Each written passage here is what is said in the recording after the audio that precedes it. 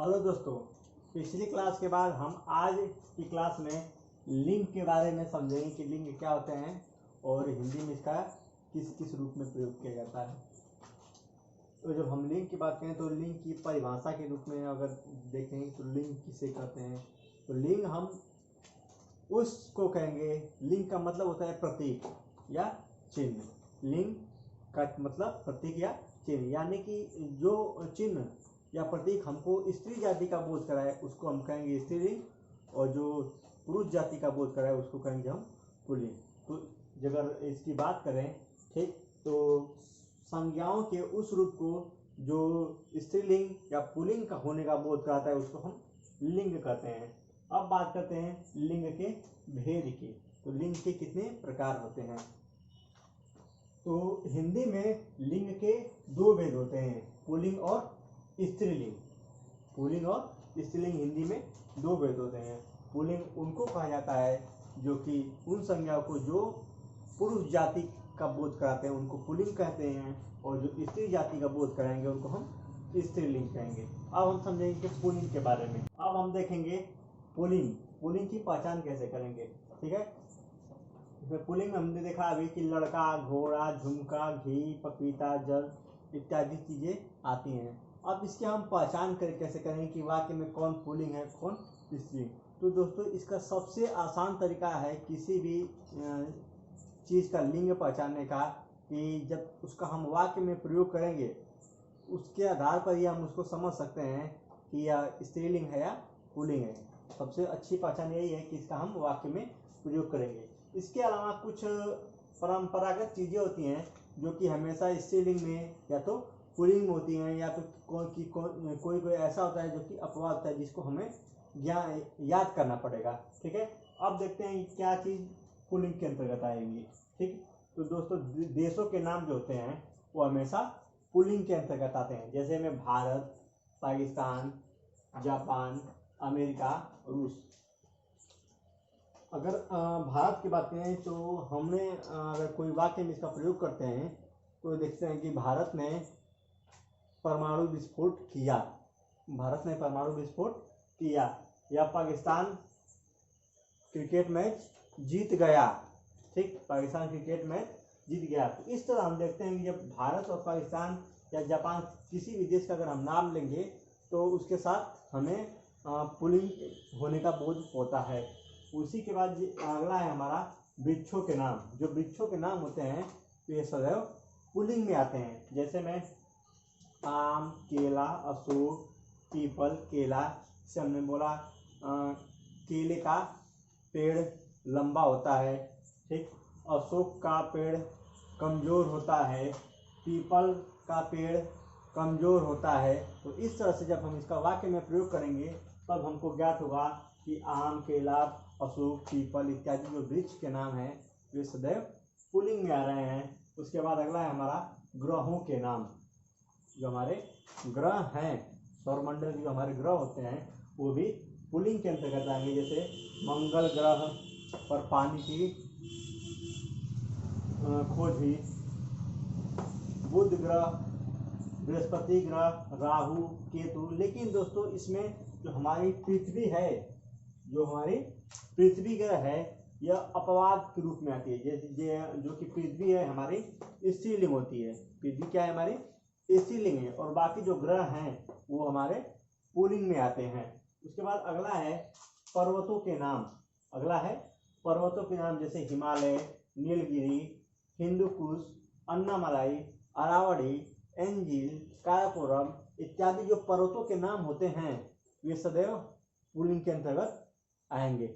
उनको हमको याद रखना है कि जो पर्वतों के नाम होते हैं वो पुल्लिंग में आएंगे। उसके बाद जो समय, दिन और महीनों के नाम होते हैं, समय, दिन और महीनों के नाम। जैसे पल पल, मिनट, घंटा, माह, वर्ष, रविवार, सोमवार, सावन, आषाढ़, कार्तिक। ये सब जो होते हैं महीनों के नाम चाहे दिनों के नाम, ये हमारे पुल्लिंग के अंतर्गत है। लेकिन दोस्तों इसमें अगर अपवाद की बात करें हम तो तारीख और तिथियों के नाम। जैसे पहली तारीख, चतुर्थी, पंचमी, दूसरी तारीख, पूर्णिमा, अमावस्या, चाहे दोपहर, सुबह, शाम, तो ये जो होते हैं या रात, ये जो होते हैं ये स्त्रीलिंग में आते हैं। ठीक, इनको हमको अपवाद याद रखना पड़ेगा कि जो तारीख और तिथियों के नाम होंगे, जैसे पहली तारीख, दूसरी तारीख, पूर्णिमा, अमावस्या, दोपहर, सुबह, शाम, ये सब हमारे अपवाद के रूप में ये स्त्रीलिंग में प्रयुक्त होते हैं। बाकी जो भी मिनट, घंटा, अगर माह, वर्ष, रविवार, सोमवार की बात करें या जनवरी, फरवरी की बात करें, वो हमारे हो जाएंगे पुल्लिंग के अंतर्गत। ठीक है, इसके बाद आगे है जलीय व स्थलीय जो भूखंड होते हैं, या जैसे महासागर हो गया, समुद्र हो गया, चाहे हिंद महासागर, प्रशांत महासागर कर लें, चाहे गांव, जिला, देश का नाम तो हो ही गया एक है। और जैसे ये सब जो होंगे, जो गांव वगैरह हो गए, इनके जो नाम होंगे, चाहे जिले के नाम होंगे, चाहे प्रदेश के नाम होंगे, या सागर के नाम, महासागर के नाम, जैसे हिंद महासागर हो गया, अरब महासागर हो गया, प्रशांत महासागर हो गया, ये जो महासागर हो गए, चाहे ये जो स्थलीय भाग हो गए, उनका जो नाम आएगा वो भी पुल्लिंग के अंतर्गत ही आएगा। इसके बाद हम देखते हैं इनके अपवाद को कुछ होते हैं, जैसे नदियों के नाम जो हो गए, नदी अगर आ गया, नहर आ गया, अगर समुद्र आ गया, ये जो होंगे ये इसके अपवाद में स्त्रीलिंग के रूप में जाने जाएंगे। जो नदी, नहर, झील हो गया, ये हमारे अपवाद में हो जाएंगे, यानी कि स्त्रीलिंग हो जाएंगे। इसके बाद जो रत्न है या धातु है, रत्न या जो धातु के नाम होंगे वे पुल्लिंग के अंतर्गत आएंगे, जैसे सोना हो गया, हीरा हो गया, मोती हो गया, लोहा हो गया, और मूंगा हो गया, पन्ना हो गया, ठीक, नीलम हो गया। ये सब जो रत्न या धातु होंगे वो पुल्लिंग के अंतर्गत आते हैं। जबकि इनमें अपवाद के रूप में चांदी और मणि, इसको हम दोस्तों याद रखेंगे कि जो चांदी और मणि होता है वे स्त्रीलिंग के अंतर्गत आता है। तो अपवाद में क्या हो जाएगा हमारा, चांदी और मणि, इनको हम स्त्रीलिंग के रूप में याद रखेंगे। अब अगला है हमारा अनाजों के नाम। जो अनाज होते हैं जैसे गेहूं, चावल, जौ, बाजरा, चना, ये सब हमारे पुल्लिंग के अंतर्गत ही आएंगे। जबकि इनमें भी अपवाद होता है जई, ज्वार और मक्का। जई, ज्वार और जो मक्का हो गया, इनको हम याद रखेंगे कि ये हमारे स्त्रीलिंग के अंतर्गत आएंगे। जबकि ये चावल, बाजरा, जौ, गेहूं, चना है, ये पुल्लिंग के अंतर्गत आएगा। तो हमको अपवाद वाले पे ज्यादा ध्यान रखना होगा।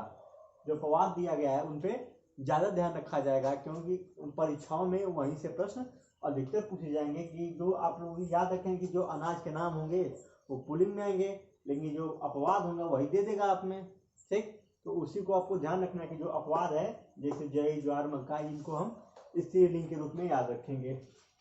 अगला है द्रव के नाम, जैसे घी, तेल, पानी, दूध, शराब हो गया, ये स्त्रीलिंग के पुल्लिंग के अंतर्गत ही आते हैं। जबकि जो चाय और लस्सी हो गया, चाय और लस्सी, ये स्त्रीलिंग के रूप में जाने जाएंगे। ये अपवाद में दोस्तों आएगा, चाय और लस्सी अपवाद है।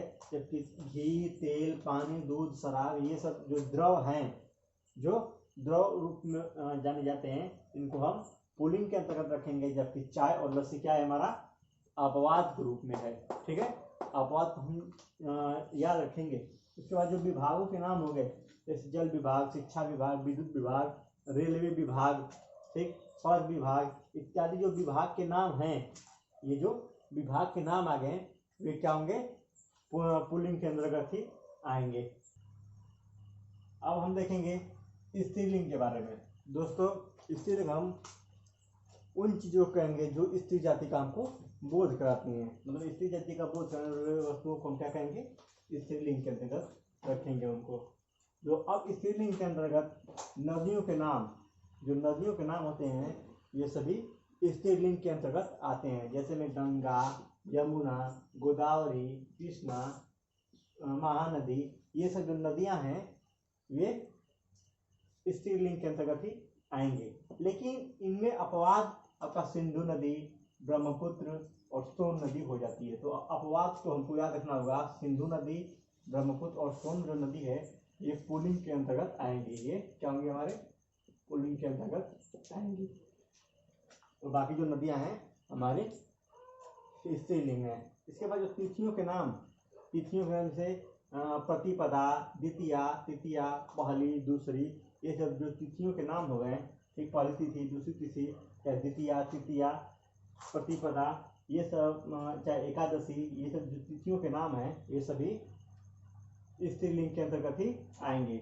इसके अलावा जो बोली व लिपियों के नाम हैं, बोलियों व भाषा या बोली या लिपि जो है, ठीक, भाषा, बोली या और लिपि की जो नाम है वे भी स्त्रीलिंग के अंतर्गत ही आते हैं। जैसे में संस्कृत हो गया, हिंदी हो गया, अंग्रेजी हो गया, भोजपुरी हो गया, अवधी हो गया, देवनागरी लिपि हो गई, रोमन लिपि हो गई, गुरुमुखी, अरबी, फारसी। ये जो भाषा, बोली और जो तिथियों के लिपियों के नाम जो हैं ये सभी स्त्रीलिंग के अंतर्गत समझे जाते हैं।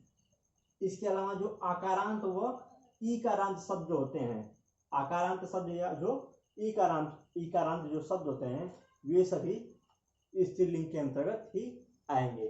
ठीक, अब देखते हैं कि आकारांत क्या होता है। दोस्तों, जिस शब्द के अंत में आ की मात्रा रहेगी या बड़ी ई की मात्रा रहेगी, जिसमें आ की मात्रा आती है, ठीक, तो उसको हम कहेंगे आकारांत, और जिसमें बड़ी ई की मात्रा आती है उसको कहेंगे ईकारांत। जैसे में आकारांत की बात करें तो रामा, इसमें अंतिम क्या लगा है, आ की मात्रा लगा है। सीता, आ की मात्रा लगा है। गीता, आ की मात्रा लगा है। अनुजा, इसमें आ की मात्रा लगती है। ये जो शब्द हैं ये आकारांत के अंतर्गत आएंगे और स्त्रीलिंग रूप के रूप में जाने जाएंगे। और इकारांत में अगर देखा जाए तो टोपी हो गया, गली हो गया, मेथी हो गया, मूली हो गया, भिंडी हो गया, बोली हो गया, सब्जी हो गया। ये जब जिसमें इकारांत शब्द आया है, ठीक, मतलब इसमें अंत वाली वर्ड पे बड़ी ई की मात्रा होगी जिसमें वे इकारांत के अंतर्गत कहे जाएंगे। ये जो आकारांत और इकारांत शब्द जो होते हैं वे प्रायः